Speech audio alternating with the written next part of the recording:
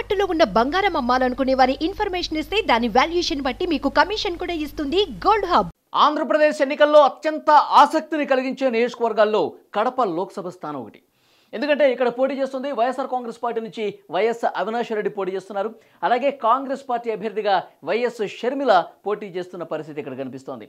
ముఖ్యంగా వైఎస్ అవినాష్ రెడ్డి వివేక హత్య కేసులో నిందితుడిగా ఉన్నారు. ప్రస్తుతం దాన్నే ప్రస్తావిస్తూ వైఎస్ షర్మిల కూడా ప్రచారాన్ని హోరెత్తిస్తున్న పరిస్థితి కనిపిస్తుంది. వైఎస్ ఫ్యామిలీ నుంచి నేరుగా ఇద్దరు పోటీ పట్టడం అనేది కడప లోక్సభ స్థానానికి సంబంధించి మొదటిసారిగా ఇలాంటి పరిస్థితి కడపలో కనిపిస్తోంది. ముఖ్యంగా వైఎస్ షర్మిలారెడ్డి గురించి మనం ప్రస్తావించుకుంటే కనుక వైఎస్ షర్మిల తెలంగాణలో పార్టీని కాంగ్రెస్ విలీనం చేసి ఆంధ్రప్రదేశ్కి వచ్చి ఆంధ్రప్రదేశ్లో కాంగ్రెస్ పిసిసి అధ్యక్షురాలుగా బాధ్యతను చేపట్టి కాంగ్రెస్ అధిష్టానం ఆదేశాల మేరకు కడప ఎంపీగా బరిలోకి దిగారు. కడప ఎంపీ అభ్యర్థిగా ప్రచారం నిర్వహిస్తూ ఆమె చేసేటువంటి ప్రసంగాల్లో ముఖ్యంగా వైఎస్ అవినాష్ రెడ్డి గురించే ప్రస్తావిస్తున్నారు. వైఎస్ అవినాష్ రెడ్డి వైఎస్ వివేకానంద రెడ్డి హత్య కేసులో నిందితుడిగా ఉన్నారని చెప్పి ప్రధానంగా దీన్నే ప్రచార అస్త్రంగా తీసుకుని ముందుకు పోతున్న పరిస్థితి కనిపిస్తుంది.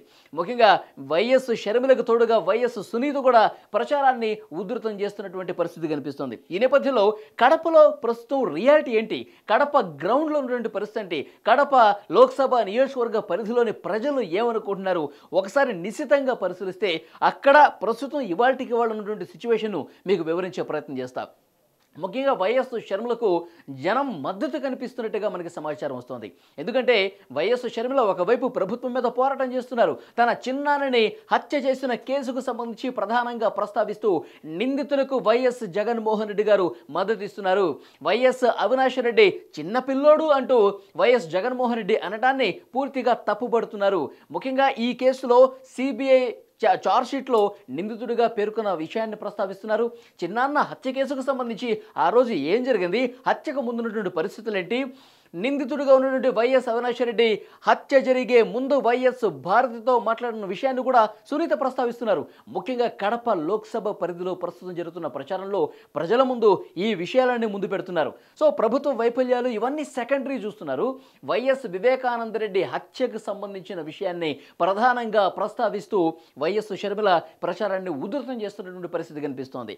మరొక వైపు జగన్ ప్రభుత్వం ఈ 5 సంవత్సరాల్లో ఏం చేసింది, జగన్ ప్రభుత్వం పేద ప్రజలకు ఏం చేసింది, అభివృద్ధి పరంగా ఏం చేసింది, యువతకి ఏం చేసింది, ఈ విషయాలన్నింటినీ కూడా ప్రస్తావిస్తూ ఒకవైపు ప్రభుత్వ వైఫల్యాలను ఎండగడుతూ మరొక వైపు రాజకీయంగా కార్నర్ చేస్తూ ఈ రకంగా ప్రచారాన్ని చాలా సీరియస్గా తీసుకెళ్తున్నటువంటి సిచ్యువేషన్ కనిపిస్తుంది. ఒకసారి మన కాంగ్రెస్ పరిస్థితిని ఒకసారి అంచనా వేసుకుంటే కనుక 2019లో జీరో కాంగ్రెస్. ఎప్పుడైతే వైఎస్ షర్మిల కాంగ్రెస్ బాధ్యతలు స్వీకరించారో ఒక ఉత్తేజం తీసుకురావడానికి ఆమె కృషి చేస్తున్నారు. ముఖ్యంగా కడప తమ సొంత జిల్లా. వైఎస్ రాజశేఖర రెడ్డి అభిమానులు ఆయన కాంగ్రెస్లో ఉన్నప్పుడు, కాంగ్రెస్ ముఖ్యమంత్రిగా ఉన్నప్పుడు రాజన్న అభిమానులు ఇప్పుడు ఒక ఆలోచనలో పడ్డట్టుగా తెలుస్తుంది. వైఎస్ ఫ్యామిలీ రెండుగా చీలిపోయిన ప్రస్తుత పరిస్థితుల్లో వైఎస్ అభిమానులు, కాంగ్రెస్ని ప్రేమించే అభిమానులు వైఎస్ షర్మిలకు అండగా ఉండబోతున్నట్టుగా మనకైతే సమాచారం వస్తుంది. ఆమె ఎక్కడ ప్రచారం చేసినా లోక్సభ పరిధిలో నుండి అసెంబ్లీ నియోజకవర్గాల పరిధిలో ప్రచారం చేస్తుంటే రాజశేఖర రెడ్డిని గుర్తుకు తెచ్చుకుంటున్నటువంటి పరిస్థితి కనిపిస్తుంది.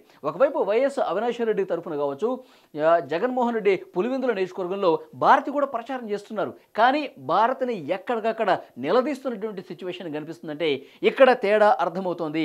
వైఎస్ జగన్మోహన్ రెడ్డి గారికి ప్రతికూలంగా ప్రజలు కొంతమంది వ్యక్తం చేస్తున్నటువంటి అభిప్రాయాలు కనిపిస్తున్నాయి. ఎందుకంటే వైఎస్ భారతి ప్రచారం చేసేటప్పుడు ముఖ్యంగా పట్టాదారు పాసు పుస్తకాలకు సంబంధించి జగన్మోహన్ రెడ్డి గారి బొమ్మ ఎందుకమ్మా అని చెప్పి కొంతమంది వైసీపీ పార్టీకి సంబంధించిన నాయకులే, బయట సాధారణ జనం కాదు, పార్టీకి సంబంధించిన కొంతమంది నాయకులే ప్రశ్నిస్తున్నారంటే సో సొంత జిల్లాలో కూడా సొంత నియోజకవర్గంలో కూడా కొంత వ్యతిరేక గాలి వీస్తున్నటువంటి సంకేతాలు చాలా ఉదాహరణలుగా చెప్తున్నటువంటి సిచ్యువేషన్ కనిపిస్తుంది. సో ముఖ్యంగా వైఎస్ షర్మిల విషయానికి వస్తే సానుకూల అంశాలు, ఆమెకు పాజిటివ్గా మార్చే అంశాలు ఏంటంటే కడప ప్రజలు ఆలోచిస్తున్నారు. వైఎస్ వివేకానంద రెడ్డి, వైఎస్ రాజశేఖర రెడ్డి ఇద్దరు అన్నదమ్ములు కూడా రామలక్ష్మణులా ఉండేవాళ్ళు. అలాంటి వ్యక్తినే వీళ్ళు దారుణంగా హత్య చేశారు. ఇలాంటి ఫ్యాక్షన్ రాజకీయాలు సొంత కుటుంబంలో వాళ్ళని చంపుకునే పరిస్థితులు ఇక్కడ ఉన్నాయని చెప్పి ఒక ఆలోచన చేస్తున్నట్టుగా తెలుస్తుంది. సో డెఫినెట్గా షర్మిల వైపు రాజశేఖర రెడ్డి అభిమానులు కావచ్చు, కాంగ్రెస్ అభిమానులు కావచ్చు, ఈ హత్య రాజకీయాలు మనకు వద్దు అని భావించేవాళ్ళు సో వన్ సైడ్గా షర్మిల వైపు టర్న్ అవుతున్నట్టుగా కనిపిస్తోంది. యాక్చువల్గా కాంగ్రెస్ పార్టీకి పెద్ద బలం లేదు. కాంగ్రెస్ పార్టీలో ఉన్న పూర్తిగా కూడా వైఎస్ కాంగ్రెస్ పార్టీగా మారిన తర్వాత కాంగ్రెస్ పూర్తిగా డల్ అయినటువంటి పరిస్థితి కనిపిస్తుంది. ముఖ్యంగా గెలవాలంటే పోల్ మేనేజ్మెంట్ చాలా ముఖ్యం. పోల్ మేనేజ్మెంట్ ప్రతి బూత్ దగ్గరికి కూడా తమకు అనుకూలంగా ఓటు వేయించుకునే పరిస్థితి ఉండాలి. వైఎస్ఆర్ కాంగ్రెస్ పార్టీ గ్రౌండ్ లెవెల్లో చాలా బలంగా ఉంది ఇన్ని సంవత్సరాల పాటు. కానీ కాంగ్రెస్ పార్టీ పూర్తిగా జీరో ఉన్న సిచ్యువేషన్లో దాన్ని పైకి లేపాలంటే కొంత కష్టతరమైన పరిస్థితి.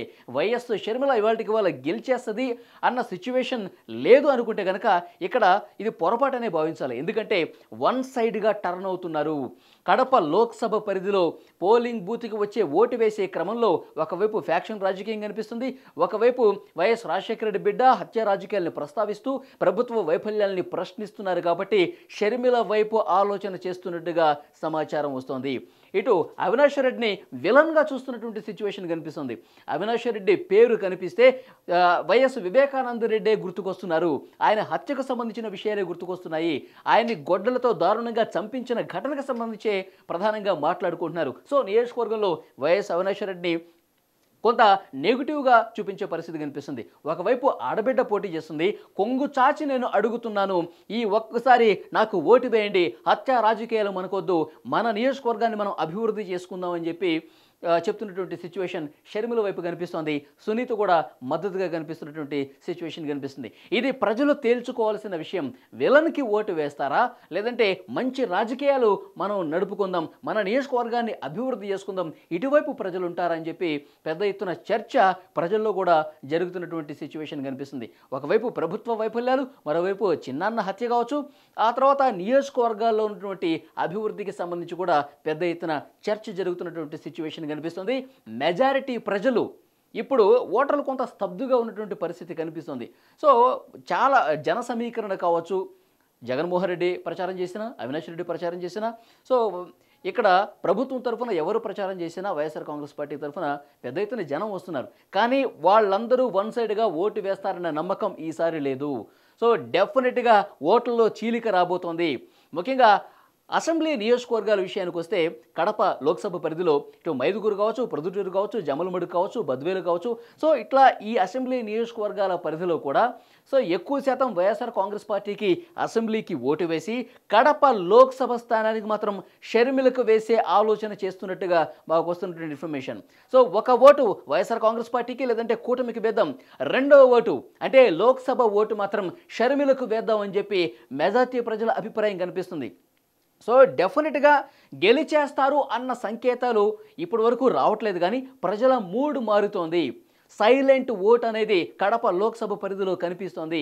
అది ఏ క్షణమైనా పూర్తి స్థాయిలో టర్న్ అయితే కనుక వైఎస్ షర్మిల గెలిచినా ఆశ్చర్యపోవాల్సినటువంటి పని లేదని చెప్పి పెద్ద ఎత్తున చర్చలు కూడా జరుగుతున్న సిచ్యువేషన్ కనిపిస్తుంది. ఎందుకంటే ఆడబిడ్డలు అక్కడ కడప లోక్సభ పరిధిలో ఉన్నటువంటి మహిళలు షర్మిలకు బాసటగా నిలబడుతున్న పరిస్థితి కనిపిస్తోంది. ముఖ్యంగా ఈ ఫ్యాక్షన్ రాజకీయాల నుంచి మన నియోజకవర్గం దూరం కావాల్సిన అవసరాన్ని ఆ నియోజకవర్గ ప్రజలు గుర్తిస్తున్నట్టుగా తెలుస్తోంది. ఒకవైపు విలన్గా అవినాష్ రెడ్డిని చూస్తున్నారట, మరోవైపు షర్మిలా రెడ్డి ఒక ఆడబిడ్డగా నాకు అవకాశం కల్పించండి, ఎందుకంటే తెలంగాణలో ఓటమిని చవిచూసిన తర్వాత తెలంగాణలో పూర్తిగా ఆమె పార్టీని కాంగ్రెస్లో విలీనం చేసి ఒక ఫెయిల్ అయినటువంటి పరిస్థితి నుంచి ఇప్పుడు కాంగ్రెస్ పార్టీకి అధ్యక్షురాలైన తర్వాత పోటీ చేస్తున్న పరిస్థితి కాబట్టి లోక్సభకి పంపిద్దాం. జగనన్న చేసిన అన్యాయం కావచ్చు, ఈ ఫ్యాక్షన్ రాజకీయాలు కావచ్చు, ఇటువైపు రాష్ట్ర ప్రభుత్వ వైఫల్యాలు కావచ్చు, ప్రజలకు చేసిందేం లేదు, అభివృద్ధి చేసిందేం లేదు, యువతకి చేసిందేం లేదు, ఇటు ప్రభుత్వ పరంగా ప్రశ్నిస్తూ కుటుంబ పరంగా కూడా ప్రశ్నిస్తున్నటువంటి ఈ నేపథ్యంలో ఆడబిడ్డకు ఒక్కసారి అవకాశం ఇవ్వాల్సిన అవసరాన్ని గుర్తించారు కడప నియోజకవర్గ ప్రజలు.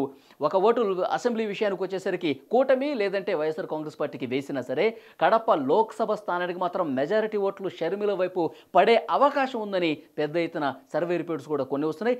ఇవాళకి పోలింగ్ జరిగితే కనుక ఇంకా పోలింగ్కి ఎంతో సమయం లేదు, ఇప్పటికిప్పటికి జరిగితే కనుక కొంత సానుకూల పరిస్థితి, కొంత ఎడ్జున్న పరిస్థితి షర్మిల వైపు కనిపిస్తుంది. మరి నిజంగానే అంత ఎడ్జుందా? అవినాష్ రెడ్డిని ఢీకొట్టి ఆయన్ని ఓడించే పరిస్థితి ఇప్పటి వరకు వచ్చిందా? ప్రజల మూడు మరింత మారిపోయి వన్ సైడ్గా షర్మిల గారికి ఉండే పరిస్థితి అన్నది పోలింగ్ తర్వాత తెలిసే అవకాశం కనిపిస్తుంది. జూన్ 4న ఫలితాలను బట్టి తెలుస్తుంది. మనకు అందుతున్నటువంటి సమాచారం ప్రకారం, మనం టీవీకి అందినటువంటి లేటెస్ట్ ఇన్ఫర్మేషన్ ప్రకారం ప్రజల మూడు మారుతోంది. కడప లోక్సభ స్థానం విషయానికి వచ్చేసరికి బూత్ మేనేజ్మెంట్ చాలా కీలకం. కాంగ్రెస్ పార్టీ గత ఎన్నికల్లో 0 ఉన్నటువంటి పరిస్థితి కనిపిస్తుంది. ఆ స్థాయి నుంచి గెలిచే పరిస్థితి నియోజకవర్గంలో ఉందా అంటే, సో వాళ్ళు పెట్టుకున్నటువంటి హోప్స్ ప్రధానంగా ప్రభుత్వాన్ని విమర్శించేది, ప్రభుత్వం ప్రశ్నించేది ఆలోచిస్తూ ఉన్నారు. దాంతోపాటు ముఖ్యంగా కొంగుచార్చు అడుగుతున్నానని చెప్పి ఒక సెంటిమెంట్ రగిలిస్తున్నటువంటి సిచ్యువేషన్లో అది డెఫినెట్గా వైఎస్ షర్మిల వైపు మెజార్టీ జనం నిలబడతారు అన్న ఆశాభావం షర్మిల కూడా వ్యక్తం చేస్తున్నారు. సో చూడాలి ఓవరాల్గా పరిస్థితి ఏ విధంగా ఉంటుందనేది. జూన్ 4న తెలిసిపోతుంది ప్రజలు ఎటువైపు మొగ్గు చూపారు అనేది క్లియర్ కట్గా ఆ రోజు తెలిసే అవకాశం ఉంది.